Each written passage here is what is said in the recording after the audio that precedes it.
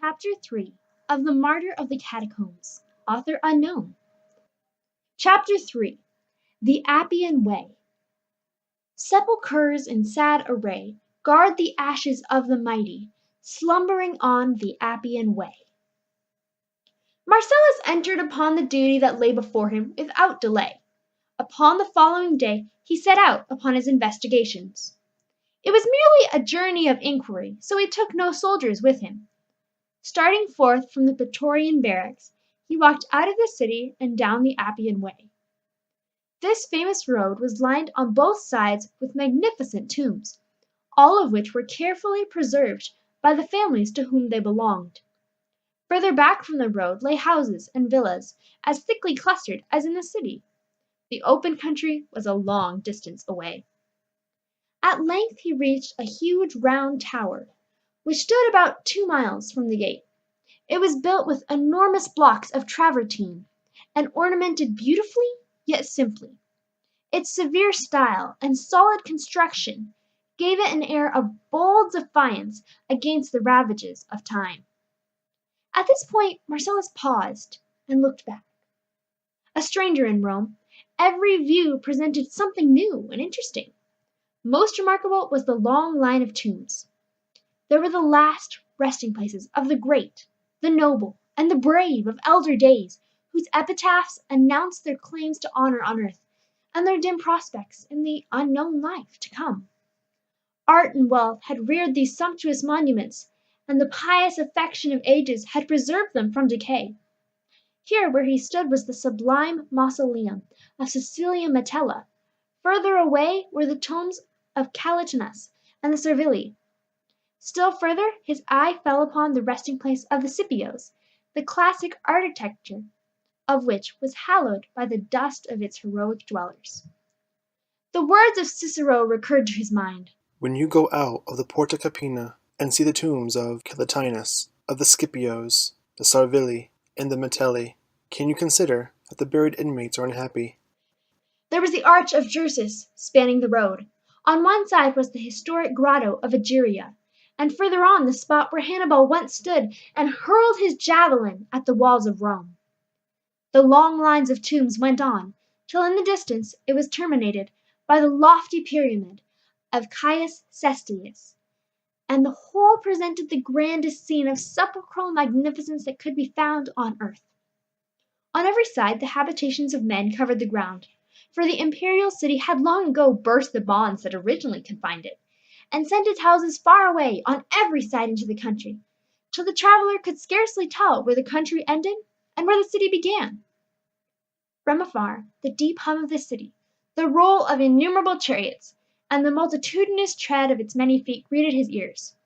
Before him rose monuments and temples, the white sheen of the imperial palace, the innumerable domes and columns towering upward like a city in the air, and high above all the lofty Capitoline Mount, crowned with the shrine of Jove.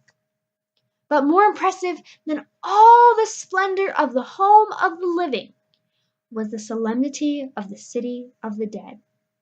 What an array of architectural glory was displayed around him! There arose the proud monuments of the grand old families of Rome. Heroism, genius, valor, pride, wealth, everything that man esteems or admires, here animated the eloquent stone and awakened emotion. Here were the visible forms of the highest influences of the old pagan religion. Yet their effects upon the soul never corresponded with the splendor of their outward forms or the pomp of their ritual. The epitaphs of the dead showed not faith, but love of life, triumphant not the assurance of immortal life, but a sad longing after the pleasures of the world. Such were the thoughts of Marcellus, as he mused upon the scene, and again recalled the words of Cicero. Can you think that the buried inmates are unhappy?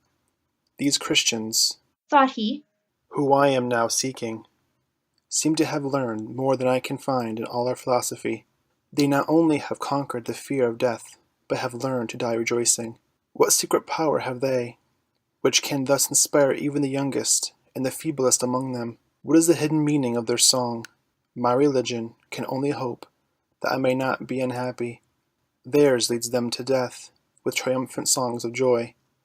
But how was he to prosecute his search after the Christians? Crowds of people passed by, but he saw none who seemed capable of assisting him. Buildings of all sizes, walls, tombs, and temples were all around, but he saw no place that seemed at all connected with the catacombs. He was quite at a loss what to do. He went down into the street and walked slowly along, carefully scrutinizing every person whom he met and examining closely every building. Yet no result was obtained from this, beyond the discovery that the outward appearance gave no sign of any connection with subterranean abodes.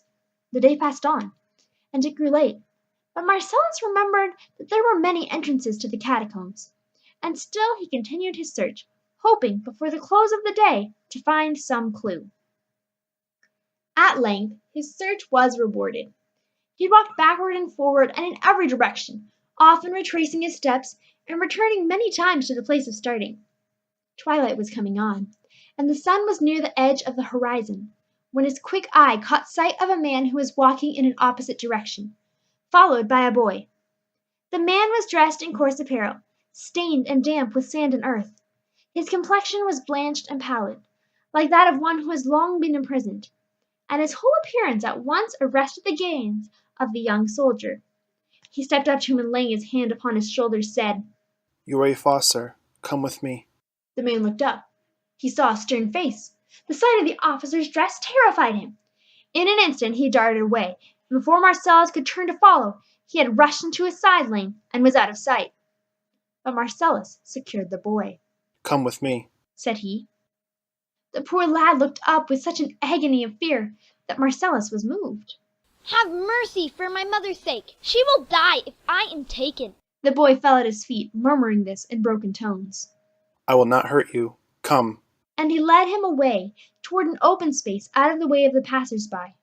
"Now," said he, stopping and confronting the boy. "tell me the truth. Who are you?" "My name is Pollio," said the boy. "Where do you live?" "In Rome. "What are you doing here?" I was out on an errand." "Who was that man?" "A fossil. "What were you doing with him?" He was carrying a bundle for me." "What was in the bundle?" "Provisions. "To whom were you carrying it?" To a destitute person out here." "Where does he live?" "Not far from here." "Now, boy, tell me the truth. Do you know anything about the catacombs?" "I have heard about them." said the boy quietly. "Were you ever in them?" "I have been in some of them." "Do you know anybody who lives in them?" "Some people. The fossil stays there." "You were going to the catacombs, then, with him?" "What business would I have there at such a time as this?" said the boy innocently. "That is what I want to know. Were you going there?" "How would I dare to go there, when it is forbidden by the law?" "It is now evening. said Marcellus abruptly. Come with me to the evening service at yonder temple." The boy hesitated. "I am in a hurry," said he. "But you are my prisoner. I never neglect the worship of the gods. You must come and assist me at my devotions." "I cannot," said the boy firmly. "Why not?" "I am a Christian." "I knew it. And you have friends in the catacombs, and you are going there now. They are the destitute people to whom you are carrying provisions, and the errand on which you are is for them." The boy held down his head and was silent. "I want you now to take me to the entrance of the catacombs." "Oh, generous soldier, have mercy. Do not ask me that. I cannot do it." "You must." "I will not betray my friends." "You need not. It is nothing to show the entrance among the many thousands that lead down below. Do you think that the guards do not know every one?" The boy thought for a moment, and at length signified his assent. Marcellus took his hand and followed his lead. The boy turned away to the right of the Appian Way, when he walked a short distance. Here he came to an uninhabited house. He entered and went down into the cellar. There was a door which apparently opened into a closet. The boy pointed to this and stopped. "I wish to go down," said Marcellus firmly. "You would not dare to go down alone, surely, would you?" "The Christians say they do not commit murder. Why then should I fear? Lead on." "I have no torches." "But I have some. I came prepared. Go on." "I cannot." "Do you refuse?" "I must refuse. Said the boy. My friends and my relatives are below. Sooner than lead you to them, I would die 100 deaths." "You are bold. You do not know what death is." "Do I not? What Christian can fear death? I have seen many of my friends die in agony, and I have helped bury them. I will not leave you there. Take me away to prison. The boy turned away. But if I take you away, what will your friends think? Have you a mother? The boy bowed his head and burst into a passion of tears. The mention of that dear name had overcome him. I see that you have, and that you love her. Lead me down, and you shall join her again. I will never betray them. I will die first. Do with me as you wish. If I had any evil intentions, Said Marcellus. do you think I would go down unaccompanied? But what can a soldier and a praetorian want with the persecuted Christians, if not to destroy them? Boy, I have no evil intentions. If you guide me down below, I swear I will not use my knowledge against your friends. When I am below, I will be a prisoner, and they can do with me what they like. Do you swear that you will not betray them? I do. By the life of Caesar and the immortal gods. Said Marcellus solemnly. Come along, then. Said the boy. You do not need torches. Follow me carefully. And the lad entered the narrow opening. End of chapter 3.